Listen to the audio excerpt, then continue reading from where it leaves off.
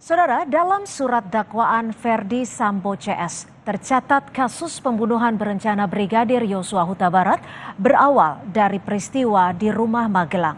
Dalam dakwaan disebut sempat ada keributan antara Yosua Huta Barat dan Kuat Maruf. Keributan ini sempat didengar oleh Ricky Rizal dan Richard Eliezer, namun tidak mengetahui apa yang terjadi. Ricky Rizal lalu masuk ke kamar Putri Chandrawati dan melihat Putri sedang tertidur. Ia bertanya pada Putri, "Ada apa, Bu?" Dan dijawab Putri, "Yosua di mana?" Putri disebut meminta Ricky memanggil Yosua menghadapnya di kamar.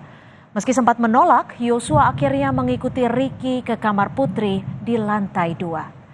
Yosua lalu duduk di lantai, sementara Putri bersandar di tempat tidur. Keduanya disebut berada di dalam kamar tanpa ada saksi lain selama kurang lebih 15 menit. Dalam surat dakwaan Ferdy Sambo CS tercatat pula kesaksian Kuat Maruf terkait kasus pembunuhan berencana Brigadir Yosua Huta Barat. Dalam petikan dakwaan jaksa, Kuat mendesak Putri agar melapor ke Ferdy Sambo pasca pertemuan Putri dan Yosua di dalam kamar di rumah Magelang. Meski diakui Kuat ia tidak mengetahui pasti apa yang sebenarnya terjadi, Kuat Maruf bahkan mengatakan, "Ibu harus lapor Bapak, biar di rumah ini tidak ada duri dalam rumah tangga Ibu."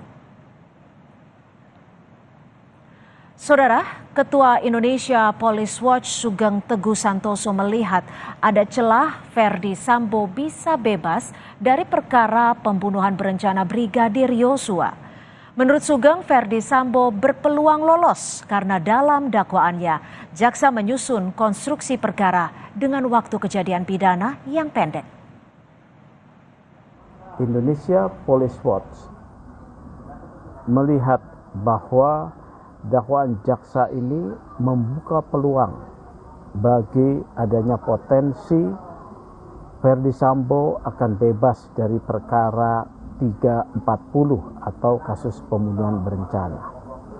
Alasan yang disampaikan IPW adalah bahwa pada dakwaan jaksa penuntut umum, dakwaan pertama primer, jaksa membangun konstruksi perkara tersebut dengan menggunakan tempus delicti antara pukul 15.28 sampai dengan pukul 16 terjadinya peristiwa pembunuhan berencana tersebut. Hal ini adalah satu waktu yang pendek